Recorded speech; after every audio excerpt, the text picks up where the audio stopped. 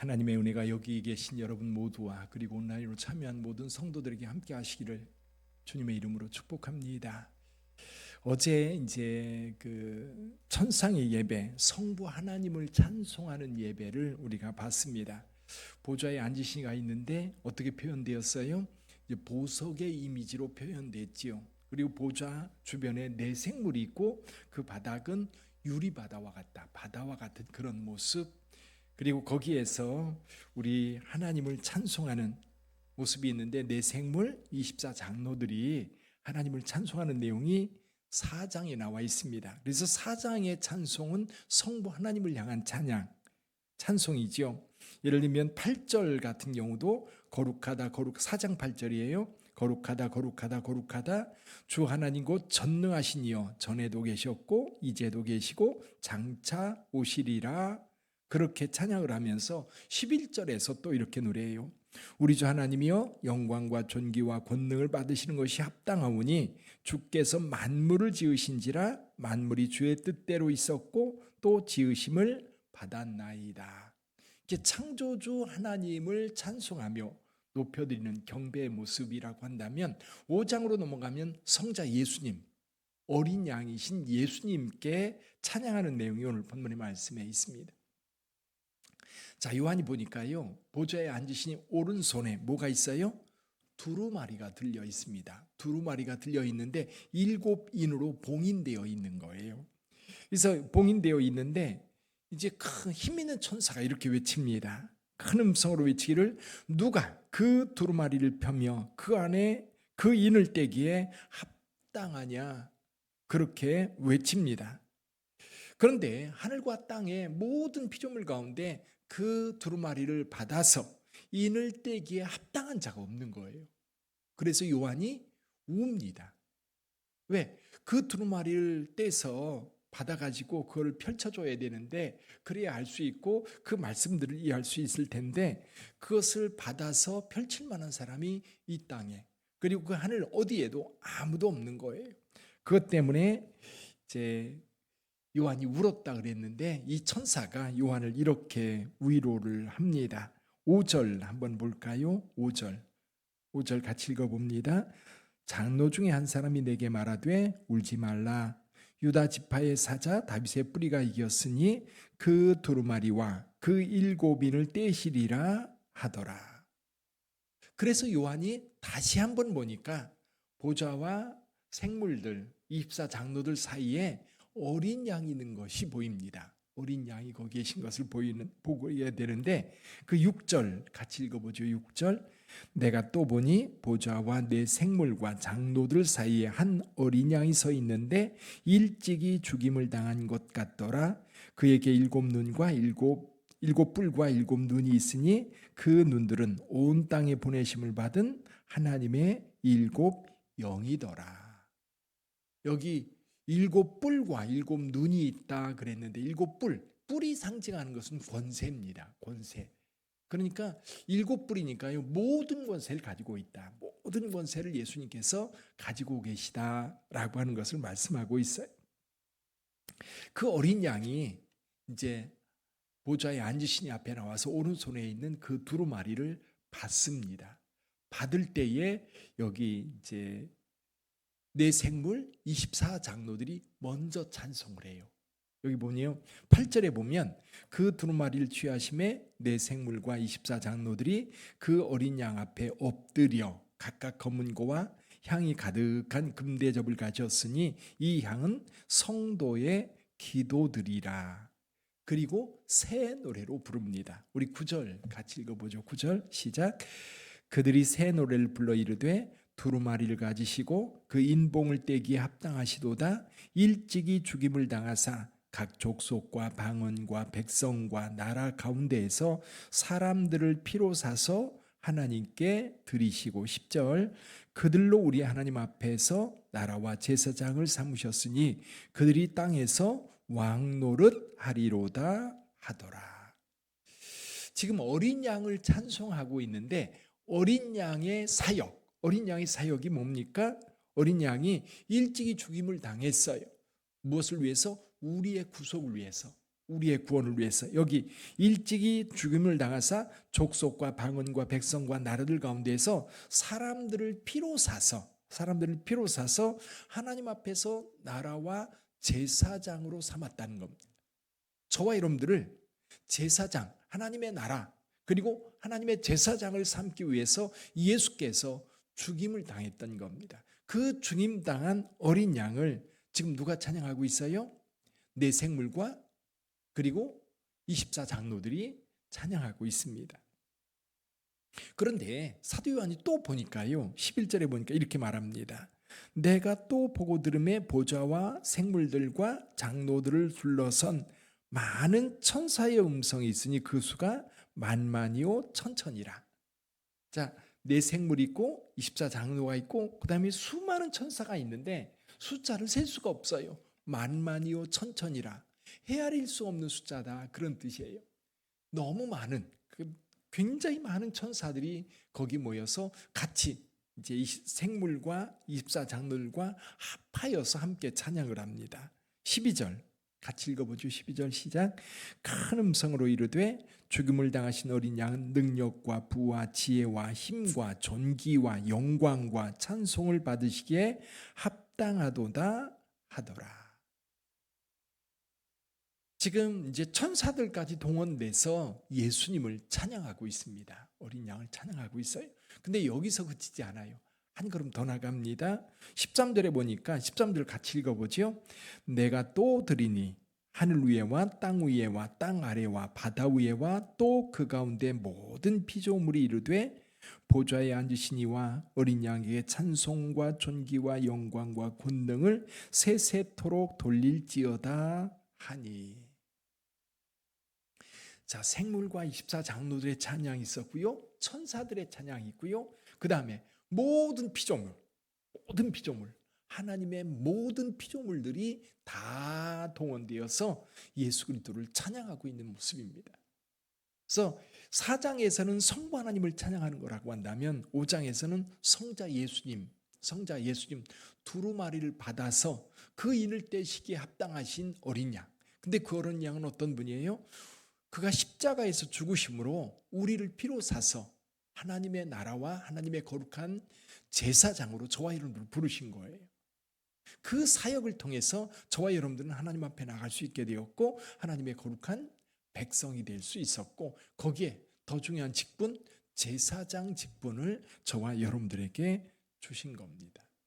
여러분, 하나님이 찬양받으시고요. 우리 구주 예수 그리스도께서 찬양받으시는 거예요. 모든 피조물은 찬양받는 게 아니라 찬양하는 대상인 거예요. 찬양하는 대상. 그러니까 하나님의 교회에서 안상홍이 하나님이고 또 장길자가 하나님이고 요즘에도 길거리에서 그런 사람들이 있잖아요. 어머니 하나님에 대해서 들어보셨냐? 그러면 어머니 하나님이 누구냐고 물어보세요. 대답 잘 안 할 겁니다. 장길자가 어머니 하나님인데 하나님은 번성하고 생육하고 번성하지 않아요. 근데 장길자는 안상호의 세 번째 부인이거든요. 세 번째 부인이고 애도 둘이나 낳았어요. 그거는 100% 뭐예요? 피조물이라는 거예요. 사람들은 근데 그것에 대해서 속는 거예요. 그러니까 그런 얘기를 하더라고요. 이단들은요, 보통 사람들이 상식으로 아는 것은 아는 게 아니라 이 상식하고 전혀 상관없는 이야기를 한대요. 그런데 사람들이 믿는데요. 왜? 상식이 통하는 이야기가 있을 거 아니에요. 근데 상식이 통하는 이야기가 아니라 전혀 엉뚱한, 말도 안 되는. 그래서 그렇게 얘기해 주면 좋을 것 같아요. 네가 하나님 하는 게 더 낫겠다. 그렇게 얘기해 주는 게 더 나을 것 같아요. 우리의 찬양을 받으시는 분은 삼위일체 하나님이세요. 우리는 찬양하는 자들이죠. 찬양. 모든 피조물은 하나님을 찬양하는 거예요. 그래서 오늘 본문의 말씀을 통해서 우리가 두 가지를 적용해 볼 수 있는데요. 하나는 성자 예수님을 찬양하는 겁니다. 그래서 오늘날 우리 기독교의 예배는요, 예수님이 중심입니다. 성부, 성자, 성령 하나님이 계신데 사실 우리가 예배를 통해서 가장 중심에 두고 높여드려야 될 분이 예수 그리스도, 성자 예수님입니다. 왜냐하면 하나님께서 우리 가운데 오셔서 우리의 구원을 위해서 십자가에 못 박혀 죽으시고 부활하시고 승천하시고 다시 오실 분. 그래서 우리가 성부 하나님도 성령 하나님도 우리의 경배 대상이지만 사실은 기독교 예배의 핵심은 성자 예수님이에요. 그래서 우리가 예배 드릴 때 예수님의 사역, 예수님의 인격, 그리고 예수님의 약속, 그런 것들을 우리가 기억하면서 그를 높여드리는 거예요. 그래서 성만찬도 예수님의 십자가의 죽으심과 부활하심, 그 십자가의 죽으심의 의미가 그의 살과 그의 피를 우리를 위해서 내어주셨다라고 하는 것을 우리가 기념하는 거거든요. 그래서 기독교 예배는 중심에 성자 예수님. 그러니까 오늘 본문의 말씀 5장은 기독교 예배인 거예요. 우리가 성자 예수님의 사역과 성자 예수님을 통해서 우리가 구원 얻었기 때문에 그분의 이름을 높이는. 그래서 저와 여러분들은 어딜 가든지 예수님의 이름 높이고 예수님의 이름을 여러분 찬양하고 경배드려야 되는 거지. 그래서 우리가 세상을 살면서도 예수님의 이름을 욕되게 하면 안 돼요. 왜? 그 이름은 높임받아야 될 이름인데 나의 행동이나 나의 어떤 행위 때문에 예수님이 욕먹는다? 예수님의 이름이 세상 사람들에게 없이 여김받는다? 그건 안 될 일인 거예요. 우리가 예수님을 높여드리고 우리가 예수님을 기뻐하고 또 세상 사람들에게 그 예수님을 전하는 거예요.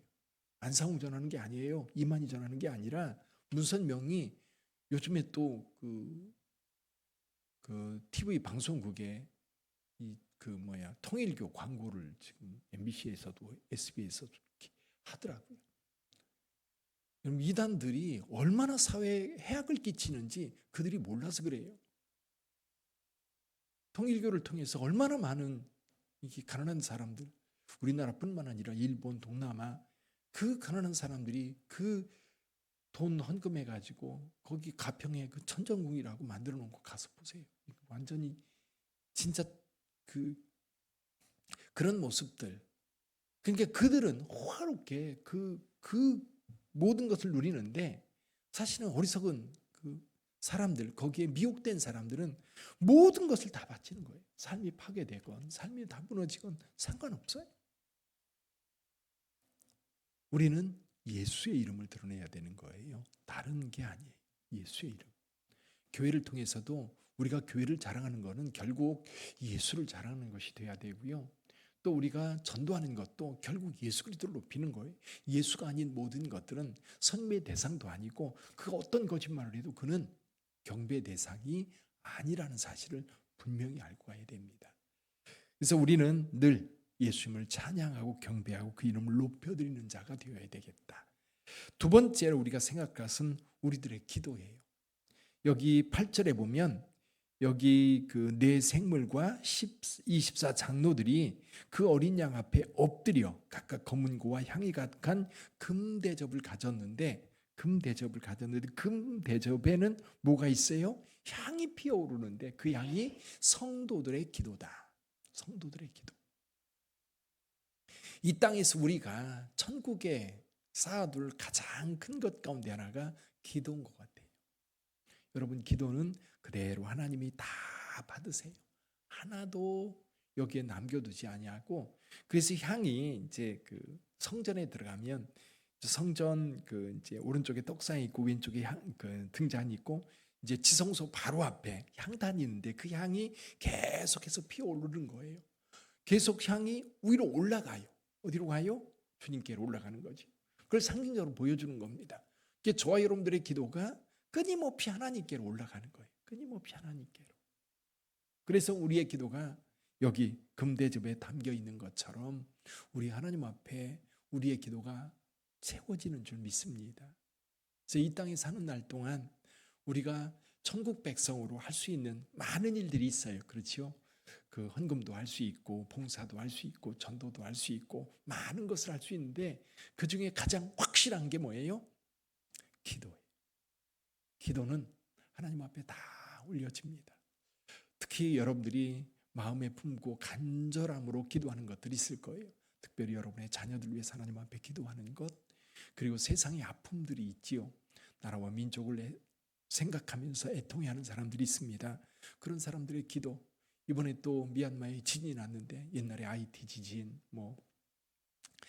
중국의 스촨선신이라든지 일본의 그런 쓰나미라든지 이런 재난으로 인하여 고통당하는 사람들, 지금 미얀마 같은 경우는 너무 안타까운 게 뭐냐면 거기에 군인들이 뭐라 그럴까요? 지금 군정이 실시되고 군인들이 이제 통치를 하고 있는데, 그러다 보니까 지금 피해 사실에 대해서도 이렇게 이제 드러내고 국제사회에 도와달라고 해야 되잖아요. 근데 그걸 안 하고 있는 거예요. 도와달라고만 하지 지금 얼마나 피해가 있는지 그걸 감추려고 급급한다고 그래요. 그러는 동안 누구만 죽어요? 국민들만 죽는 거예요. 그러니까 우리가 이제 성도들 가운데 하나님 앞에 기도하다 보면 그 고통당하는 사람들의 마음이, 그 아픔이 느껴지는 경우가 있어요. 그럼 그들이 그 영혼들을 위해서 그곳에 하나님의 은혜가 임하게 해달라고 하나님 앞에 구합니다. 그러면 구하는 그 기도가 다 어디로 가요? 주님께로 다 올려지는 줄 믿습니다. 우리가 기독교인으로서 살다 보면 하나님께서 기도의 제목을 주실 때가 있어요. 우리가 일상적으로 하는 기도가 있어요. 우리의 건강, 우리 가족들의 평안, 그리고 주님의 몸된 교회 부흥과 전도, 교회 일들, 또 뭐 우리 주변에 있는 사람들. 그런데 가끔 우리가 기도하다 보면 특별한 기도의 제목을 여러분들에게 주셔요. 마음속에, 머릿속에 떠나질 않는 그런 전쟁에, 또 어떤 그 사고에, 또 이번에 산불 피해, 그걸 생각하면 마음이 아프거든요. 그 마음이 아플 때 하나님 앞에 기도하세요. 하나님 앞에 올려드리세요. 그럼 여러분의 기도가 다 모아져서 하나님의 거룩한 능력으로 이 땅에 역사하게 될 줄 믿습니다. 그래서 주님께 갔는데 내가 기도한 게 너무 작아서 좀 부끄럽지 않도록 여러분 열심을 내어서 함께 기도하고 함께 은혜를 구하는 저와 여러분들이 되기를 주님의 이름으로 축복합니다. 기도하겠습니다.